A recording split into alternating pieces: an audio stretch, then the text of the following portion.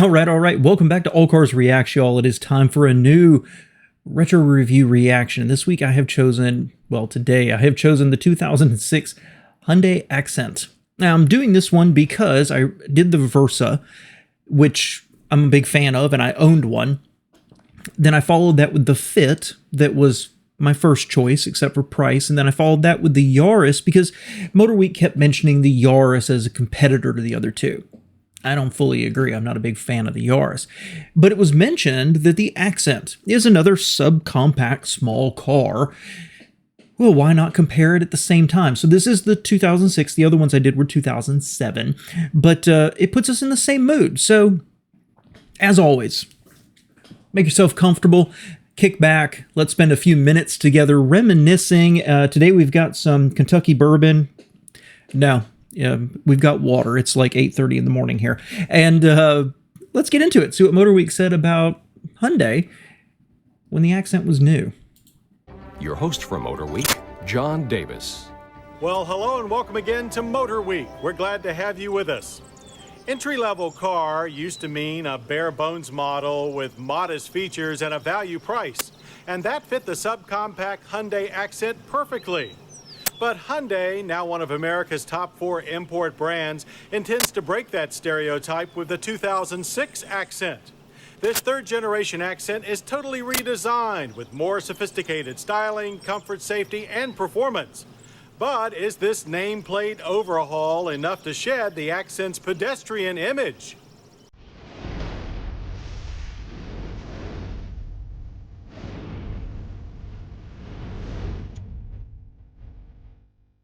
Well, beefing up on specs certainly gives the 2006 Accent sedan a better spot on the menu. Clearly offering much more than its predecessor, the new Accent has gone from fast food to family style. Still intended as supreme value, but with more sophistication, the Accent is Hyundai's response to the new wave of Japanese brand subcompacts, including the Scion XA and Honda Fit. At first glance, the Accent's deliberate lines and taut figure exude a smart, stylish look. Its shapely body is adorned with more than a few trimmings: a chrome-accented grille, aerodynamic headlights, a roof-mounted antenna, and smoothly integrated taillights give the Accent a substantial presence. Sitting atop standard 14-inch tires or optional 15s on alloy wheels, the Accent's longer body truly stands out. At about 2 inches longer, 1 inch wider, and 3 inches taller than before, the 168.5-inch long Accent has graduated from the kids' table by being among the largest in its class. It wears a larger wheelbase too, up 2.3 inches to 98.4. As for the main core... All right, let's talk about the styling here. I like this car. I think that the front of it, I don't love it. Okay, I think that it's a little bug-eyed, and I don't love the grille. I like the previous generation Accent. It had that more grid grille, and then after this, I think a restyle. I like the headlights more. They're a little more angular, but then they made the nose, the grille on it, super small, and the Accent just never ends up being really attractive. But it's a subcompact car, and what I celebrate about this car is I think the dimensions are tidy. I like the little almost truncated trunk on it. I wish they had a hatchback option to compare directly with the Versa and the Fit. But when you think about the Versa sedan and the Yaris and then this thing, Hyundai was reserved, right? It looks more like just small car, instead of a little more upright, a little more high-end, rear end being stuck up in the air. This just looks like a nice, handsome little car. Obviously, if you're buying this, you're doing it because almost purely of price, but at least it just looks like a good little sedan. Let's see what they say about the powertrain. Oh, and I'd like to say, I think that wheelbase is about 2 inches longer, if I remember, than the Yaris, for example. This is a small car, but it's a little bit bigger than I thought it was. As for the main course, the front-wheel drive Accent serves up its power with a 1.6-liter twin-cam inline 4. Coupled with variable valve timing, the engine has a slightly broader power band than before. Peak output is 110 horsepower and 106 pound-feet of torque, which again puts it in the front row for its class. Still at the track, this newfound power translates to only modest numbers. 0 to 60 clocked 12.5 seconds, while the quarter-mile big 19 seconds flat at 72 miles per hour. That puts the Accent behind most of its rivals. So for comparison, like the Fit and the Yaris were both 1.5 liter, and this just barely makes more power than the Fit. I don't have a strong opinion of the engine. I have a generally positive opinion of it, but not overwhelmingly so in terms of reliability and durability or oil burning or anything like that. But those results, this thing's slow. that's noticeably worse than the Fit or the Yaris, and I think the Versa too. But the Versa had like 122 horsepower from a bigger engine, so not great. This is a car for puttering in. And that's with our car's optional 4-speed automatic. Shifts are smooth if in no particular hurry. The standard 5-speed manual would definitely be quicker. Savoring the road is more possible now with the Accent sedan's 39% stiffer body. Supported by a capable McPherson strut front suspension and semi-independent torsion beam rear suspension, the new architecture combines coil springs with gas dampers all around to create a nicely comfortable ride. And for easy maneuvering, power rack and pinion steering is standard. Quick and nimble on the turns, the Accent exhibits only moderate understeer. Planted and stable, you can anticipate a sportier ride than you expect in an entry-level car. For stopping, our Accent 4-door relied on disc brakes fitted with standard ABS and electronic brake force distribution, a rarity in its small class. Stops occurred from 60 to 0 at 127 feet with no fade and slight nosedive. All right, let's talk about this. Through the slalom, that thing looked like basically all the others. It looked thoroughly competitive. Except that quick lane change, that rear end looked like it swung a lot more than the other guys. Maybe it's just the fact that I'm not recording these all in the same day. Maybe I'm not remembering clearly, but that quick lane change, that looked a little more exciting and not in a good way. Braking. So 115, I've said this before, 115 feet is kind of my gold standard, you know.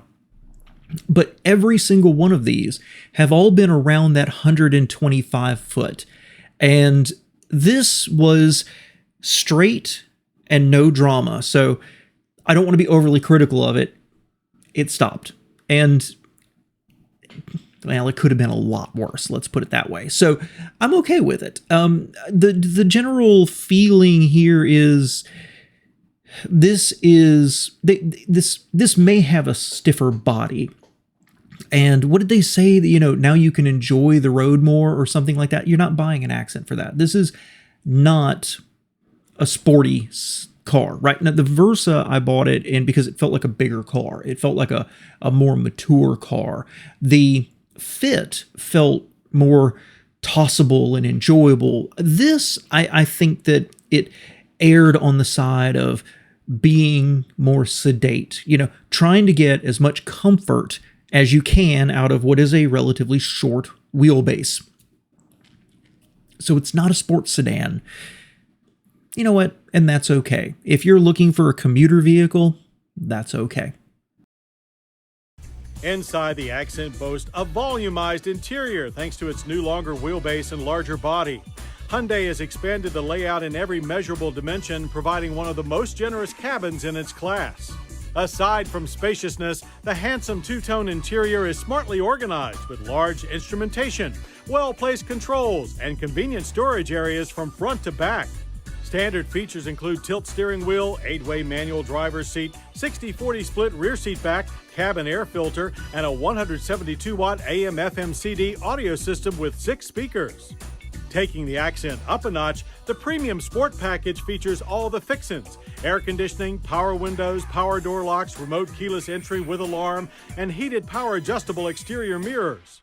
And to swallow up your cargo, the Accent now offers a generous 12.4 cubic feet of storage. That's a near cubic foot gain from the previous model. Another All right, let's talk about the interior. I want to celebrate them very, very much. So first off, darker top half of the dash, lighter underneath, beige interior, light and bright. It's exactly, I do not like the exterior color, okay? But inside, I love this interior. I would say this ranks second to the Versa. I think in person, the Versa was just... It gave a sense of being just a little bit bolted together better. I don't feel super strongly about that, okay? But this is an attractive interior. I think it's stylish. They're not doing anything funky in it. The gauges are in front of you, unlike the Yaris.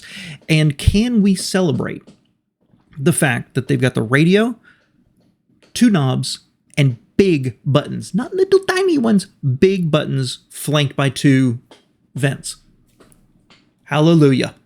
Looking at the back seat, it looked like it had about the same amount of space as any of the others except for the Versa, which was bigger. Split folding rear seats, all the options. Curious to see what the price turns out to be on that. Nothing wrong with this, and a trunk that's a little bit bigger than maybe I thought it was going to be. Leading characteristic is Hyundai's commitment to passenger safety. The Accent's barrage of 6 standard airbags, 2 front, 2 side, and 2 curtains gives it a distinct advantage. Refusing to feast on fuel, the Accent consumes sparingly, with government estimates of 28 city, 36 highway on regular grade gas. The best we could manage was 28 during our test loop. That's poor. That's not very good. I don't remember what all 3 of them got, but didn't the Yaris get like 33 or something like that miles per gallon? 33 or 35, I don't remember. 28 for a small car like this, that's not terrific. It's really not. Probably that automatic is my guess. But I don't think anyone would say, at least then, maybe make the argument now, but at least then, that Hyundai's ability to build engines that make the power and the efficiency of what Toyota or Honda could do, it wasn't there. And that's where it shows up.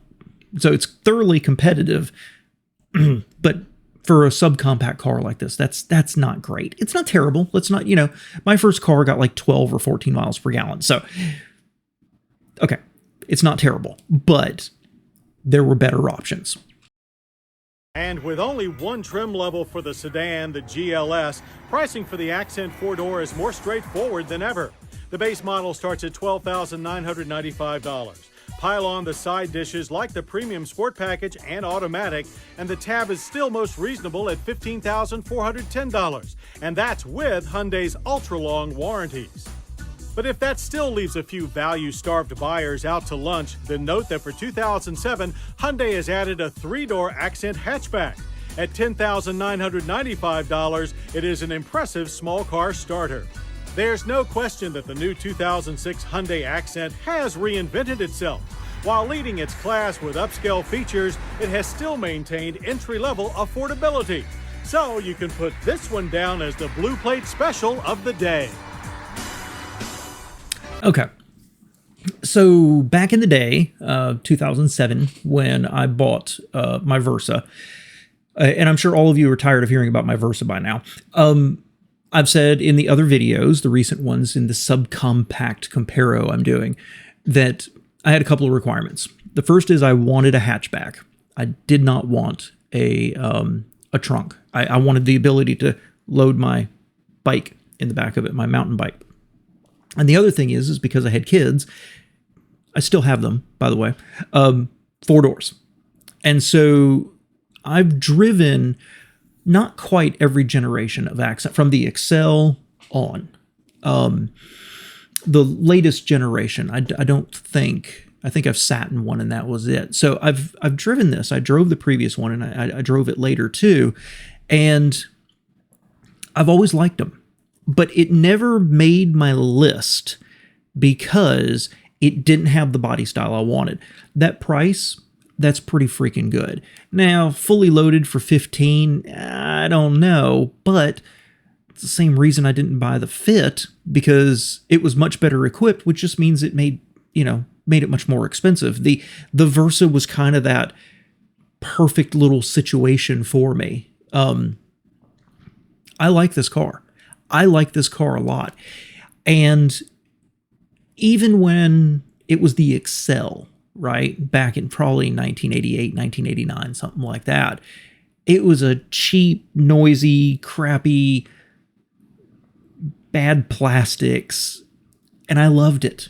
I absolutely loved it, because it was unpretentious and it just did its thing. And it was the Excel was an older Japanese design, a Mitsubishi, right? Well, then with these, and I'm going to do the Hyundai Scoop probably next. Hyundai has an amazing ability to make cheap cars that, while they feel cheap, you're kind of happy to be in them. It's hard to explain. I've driven Accents, and they didn't have any power. They didn't handle.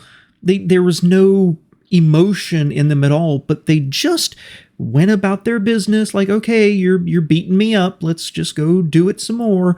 Like old Mitsubishis, old Dodge Colts, right? They just took it. And I love that. I absolutely love this. I have a fond opinion of the Accent because everyone I've driven has always been not dreary, just doopy doopy doopy doopy doo. That's my opinion of what the Accent sounds like. So for me, it wasn't the right car at the right time, but I would have absolutely bought one of these. So I'm going to finish with that. Let me know what you think below. And once again, my friends, I appreciate you spending a few minutes with me here today. I'll try to do something a little more interesting in the near future. May not be the next one, though. Thanks, y'all.